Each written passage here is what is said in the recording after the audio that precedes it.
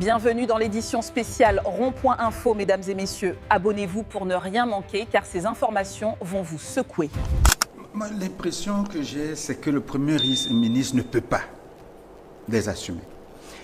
Ces fonctions s'exercent dans un type de régime politique, notamment le régime parlementaire.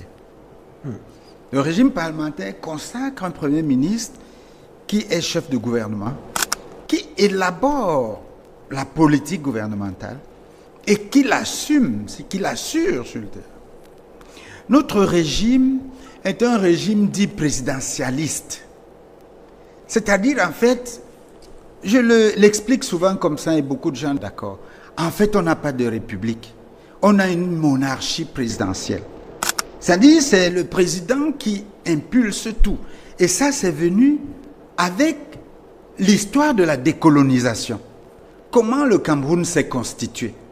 En fait, on ne peut pas retrouver dans la constitution de notre État une véritable expression de nos populations. Au Cameroun, beaucoup se demandent qui gouverne vraiment. Le Premier ministre ou le Président? Dans notre système, appelé parfois monarchie présidentielle, le Président concentre le pouvoir et impulse toutes les décisions.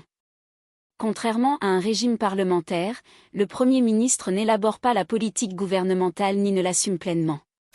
Cette structure remonte à l'histoire de la décolonisation. À l'époque, le colonisateur a conçu les institutions, choisi les membres de l'Assemblée et donné au président des pouvoirs étendus pour contrôler l'État et garantir ses intérêts. Aujourd'hui encore, cette architecture explique pourquoi les directives présidentielles dominent et pourquoi les ministres exécutent plus qu'ils ne décident.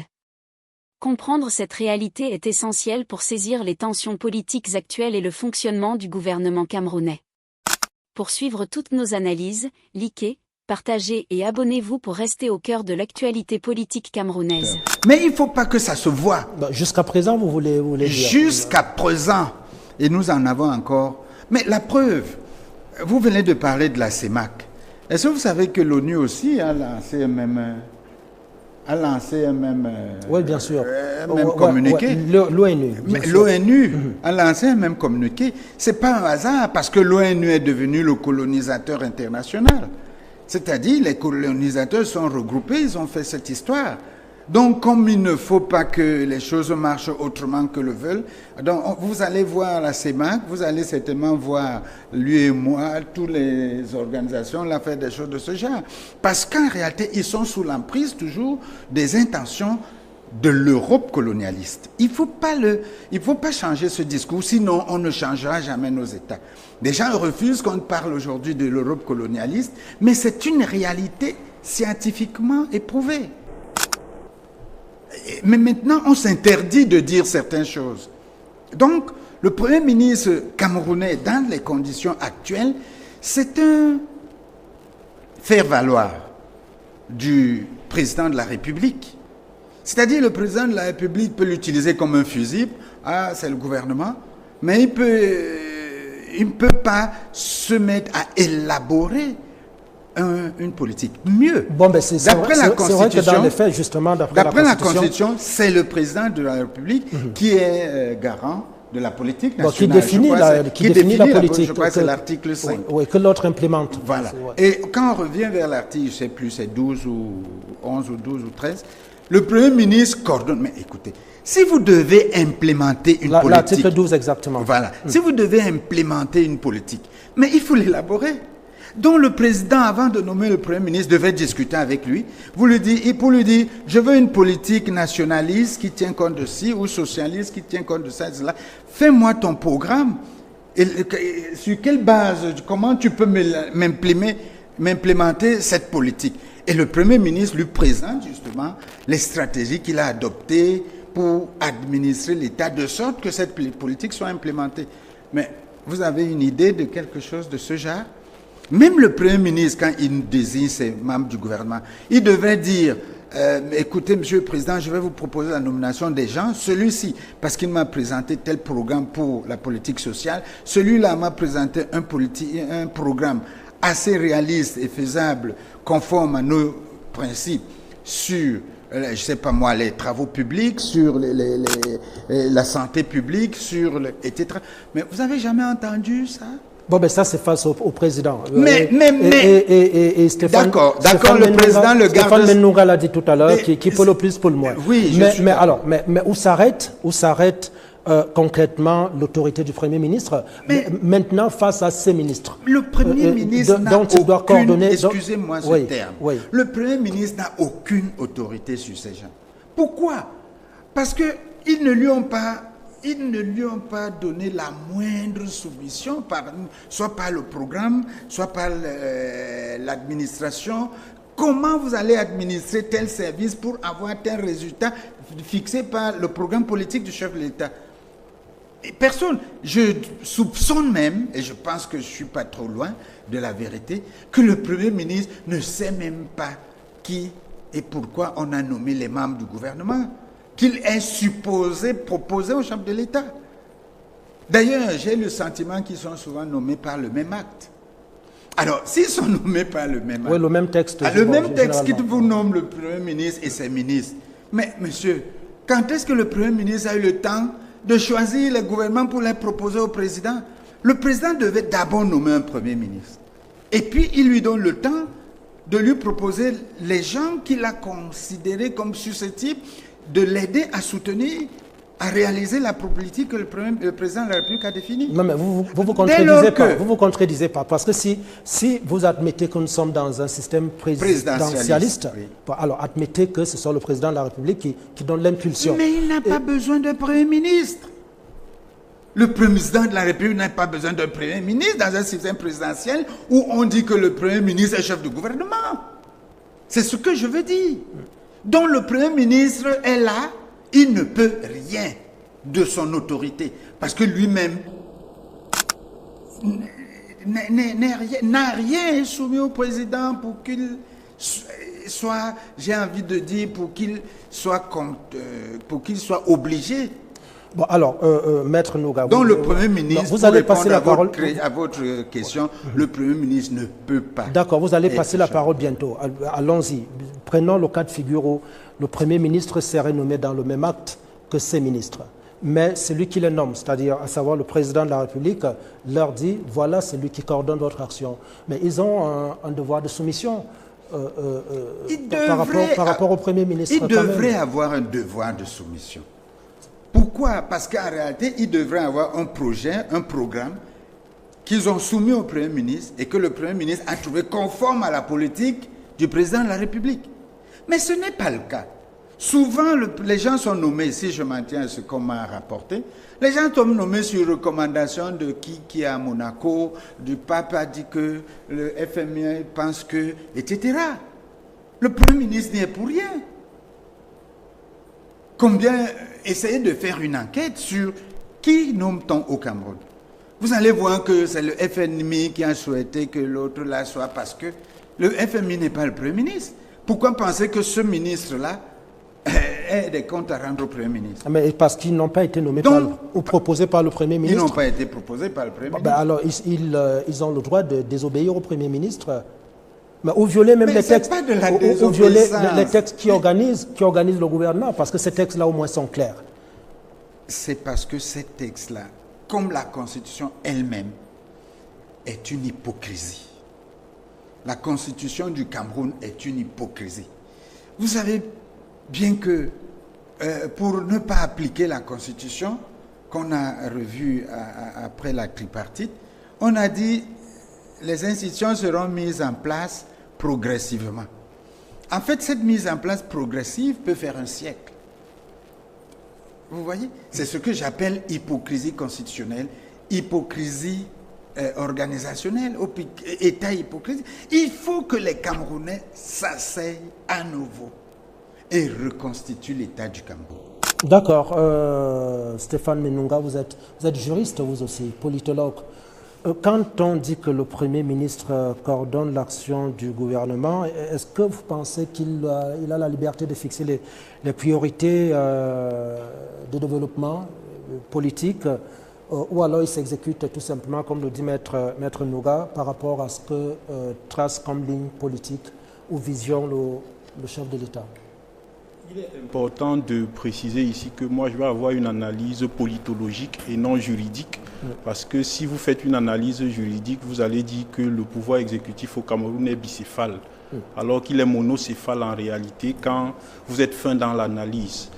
La Constitution vous dit clairement que c'est le président de la République qui définit la politique de la nation. La Constitution est péremptoire et elle vous dit que c'est le Premier ministre qui met en œuvre cette politique de la nation qui a été définie. Et quand vous lisez la Constitution et même d'autres lois, vous vous rendez compte qu'en réalité, le président est ce que j'appelle souvent un Jupiter institutionnel. Ça veut dire quoi? Ça veut dire qu'il est tout. Il est l'alpha et l'oméga. Tout se résume à la volonté du président de la République au Cameroun. Il y a un problème à la FECAFOOT, on attend l'arbitrage du président de la République. Il y a un problème au port, on attend l'arbitrage du président de la République. Il y a un problème dans mon village, on attend l'arbitrage du président de la République. C'est un Jupiter institutionnel. Ça, il faut d'abord fixer les jalons pour comprendre qu'il faut... Exactement. Il faut fixer les jalons pour comprendre qu'il faut supprimer le poste de Premier ministre au Cameroun si on veut rester dans le système politique là. Parce que c'est le président de la République en réalité qui est le DGSN, c'est le président de la République qui est le vrai ministre de la Justice, c'est le président de la République qui est le vrai ministre des marchés publics, c'est le président de la République qui est le vrai ministre de la Défense, c'est le président de la République qui est le vrai président de la CONAC. Parce que quand vous lisez le texte de 2006 qui crée et organise la CONAC en réalité, c'est le président de la République qui est le vrai président de la CONAC. Et je vais donc vous montrer des incongruités constitutionnelles.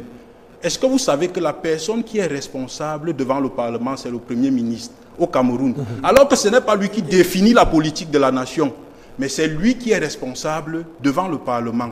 L'article 10 de notre Constitution vous dit que le président de la République nomme le Premier ministre et sur proposition de celui-ci, les membres du gouvernement. Ça veut dire que quoi? Le Premier ministre doit d'abord être nommé. Ça veut dire qu'au journal officiel, en français et en anglais, on nomme le Premier ministre. Et après, donc, il lui propose les membres du gouvernement. Ça n'a jamais été fait.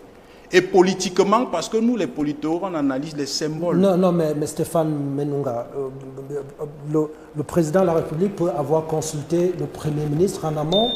Il le consulte. L'aura su qu'il va lui faire confiance. Écoutez, lui l'aura assuré qu'il va lui faire confiance. Et donc lui demander de lui proposer des noms pour que ça fasse... Je dis, en droit, les mots ont un sens. Les juristes et les constitutionnalistes n'étaient pas fous de dire le président nomme. C'est quoi une nomination? C'est quand c'est rendu officiel. Quand c'est dans la chambre, ce n'est pas une nomination. Ça veut dire que officiellement, le président doit nous dire qu'il est Premier ministre. Ça sort au journal officiel en français et en anglais. C'est ça la nomination en droit. Il n'a jamais fait. Et sur le plan de la symbolique, c'est un message subliminal qu'il passe. Il dit simplement... Il dit au ministre que... Qui n'ont pas... Il dit simplement au ministre que c'est moi qui vous nomme et c'est moi qui mets fin à vos fonctions. D'ailleurs, vous avez l'obligation et le devoir d'exécuter mes ordres. On a d'ailleurs des rumeurs qui ont dit que des ministres ont répondu au Premier ministre. C'est le président qui me nomme comme vous. Mais est-ce que c'est normal? Est-ce que c'est normal, M. Menunga? C'est là où je vais arriver. Non, ce que vous dites, je suis le directeur division 4. J'ai été nommé par M. Amogo le même jour que mes collaborateurs. Alors, qu'est-ce qu'il faut comprendre? Ils n'ont pas le droit d'obéir à mes ordres? Mais si, parce qu'il y a un texte certainement qui élabore l'organisation interne. Ah, mais comme il y a un texte qui élabore l'organisation du gouvernement. C'est là où je vais arriver. Oui. D'abord, le gouvernement n'est pas une administration privée. sous l'autorité du Premier ministre. C'est un gouvernement. Ça veut dire qu'au-delà disons du respect, il y a l'adhésion à une politique économique, à une politique. C'est-à-dire ce n'est pas comment je dirais, ça ne se limite pas au respect de la hiérarchie administrative. Non. Un Premier ministre n'est pas le chef administratif d'un ministre. Non. C'est son chef politique. Donc, c'est pas la même chose. D'accord, c'est intéressant de donner son mot à vous tout à l'heure. Donc, Oui, et je voulais donc Stéphane. poursuivre en vous démontrant certaines incongruités, en vous rappelant déjà que toutes les attributions du Premier ministre sont celles du Président de la République. Quand vous lisez bien de l'article 5 à l'article 14, tout ce qu'on dit que le Premier ministre fait, le Président le fait déjà. Donc c'est lui qui Mais arbitre. sauf que ça pose un problème, parce qu'on parle de la Constitution, mais on oublie le décret de 2011, du 9 décembre, qui porte réorganisation de la présidence de la République.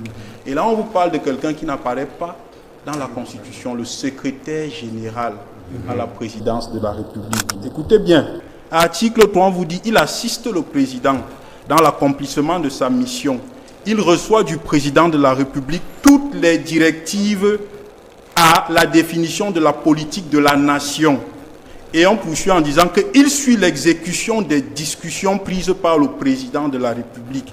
Il instruit les dossiers, d'où les hautes instructions. Il instruit les dossiers que lui confie le président de la République et suit l'exécution des instructions données par le président de la République.